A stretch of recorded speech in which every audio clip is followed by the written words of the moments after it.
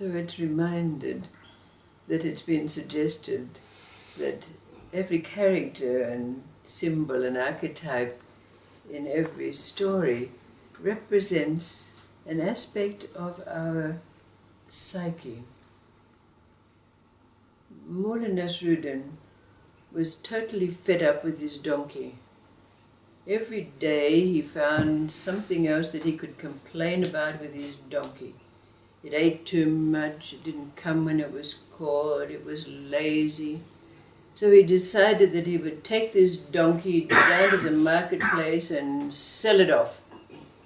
So on market day he takes his donkey down to the marketplace and he hands him over to the auctioneer, and it's waiting for him to come up for his time to be auctioned. And when it was, the auctioneer shouted, "Now, who is going to start the bidding for this magnificent creature?"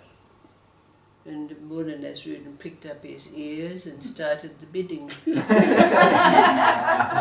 And then, of course, it got very lively, back and forth and back and forth, and every time the auctioneer waxed lyrical about the features of this wonderful creature, Mullah Nasruddin bid higher.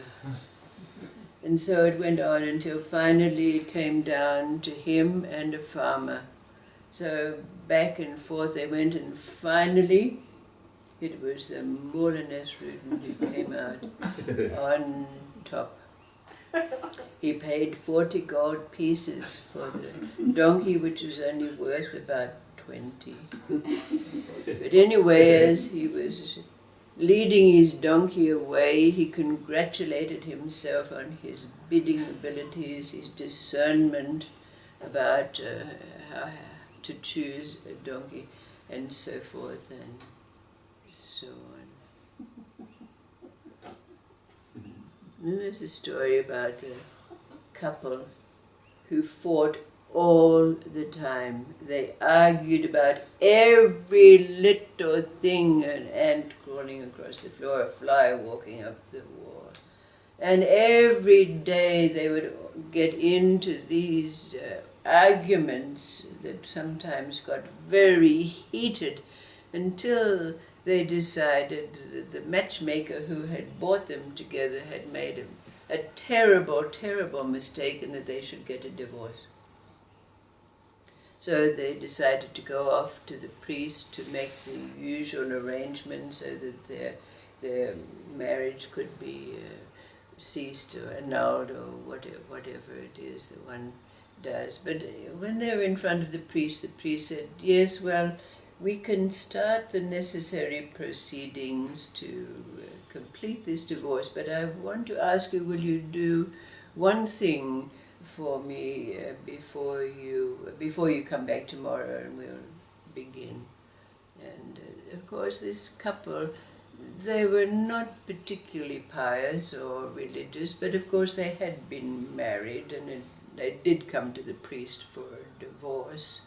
So there was a certain degree of conformity there. So they agreed. They said, "Yes, we'll do whatever it is that you say that we should do." And so the priest said, "Well, just go home today and invite all of your friends to a dinner." So this was easy for them to do. So they went home, and throughout the day they worked out the menu together, and they made the list of invitees, and indeed they invited all their friends. And that evening they had the most wonderful time.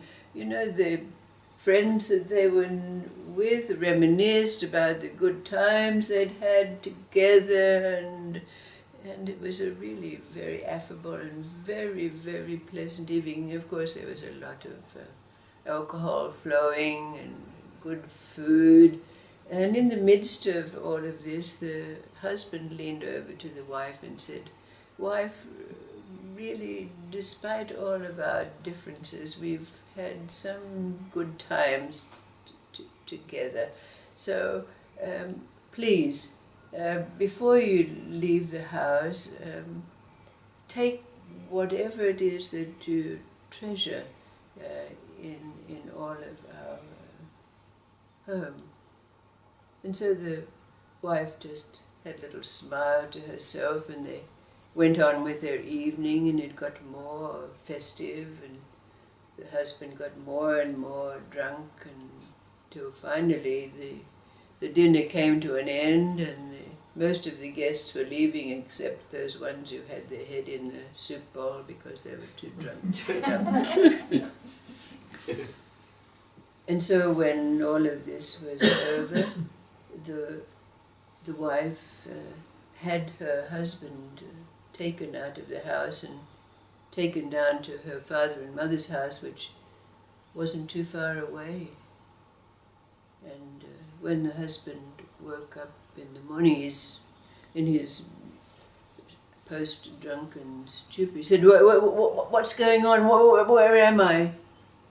And there was the wife sitting by his side, and she said, "Well, you did tell me that I should take out of the house whatever it was I treasured and loved the most, and I decided it was you."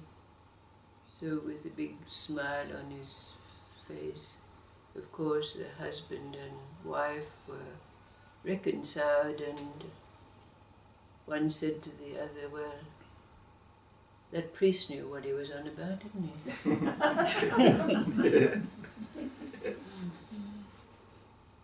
So, as we've been exploring this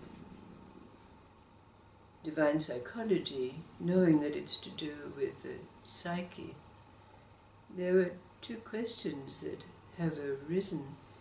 And one is, where is the seat of our psyche? Is it in our conscious mind? Is it in our subconscious mind? Is it in our heart? And what's the relationship between an ordinary person-to-person psychology and divine psychology?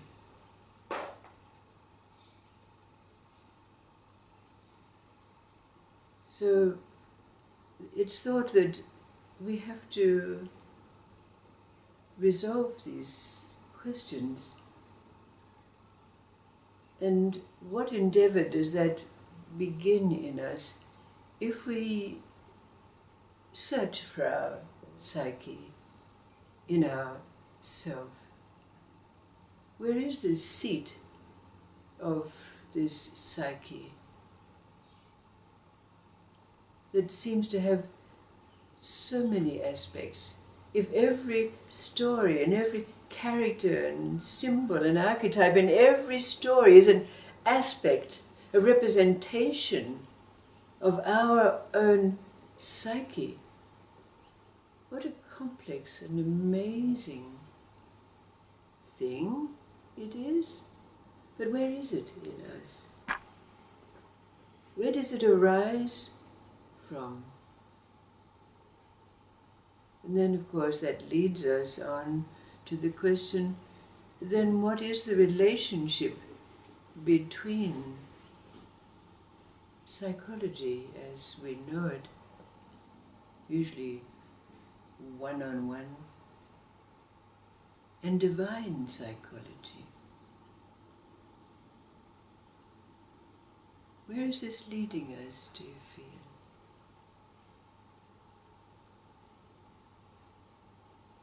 What comes first? Our need to find where it is in us? Or do we need to answer the question, what is the difference between the two? What say you? Divine psychology is the big picture, isn't it? Yes. And the one-on-one can be like just the details interacting. Yes. About how they feel or whatever, but this is the bigger picture. Right on. So it's like the microcosm and the macrocosm in some word, isn't it? The microcosmic view and the macrocosmic view. If we're looking for our psyche, where would we look?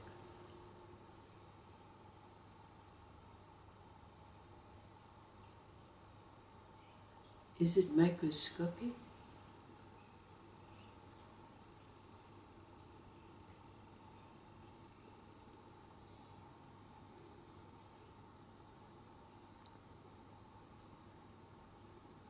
Do we have to be like a scientist looking in the microscope at the atom if we're looking for this individual psyche?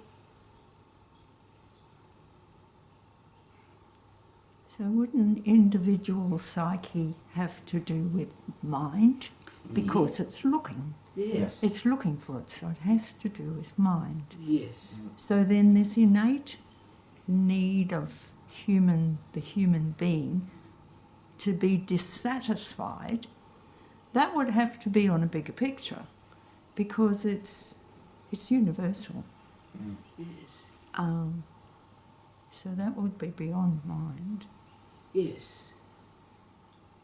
And one can't perceive of it really because it's beyond our thinking ability, beyond mind. Yes. It is. Yes. It's the universal psyche. Yes.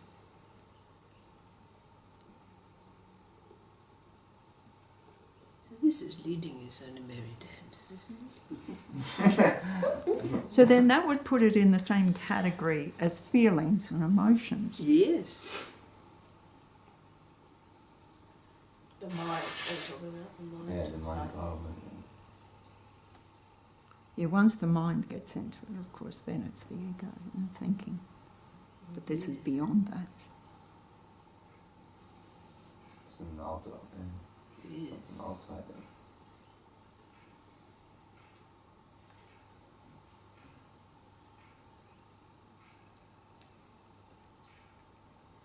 Psyche. Microcosmic psyche. Universal psyche. You could say like the cognitive dissonance between the conscious mind and the unconscious mind, bringing it into harmony and Yeah. balance, Uh-huh. and just allowing it.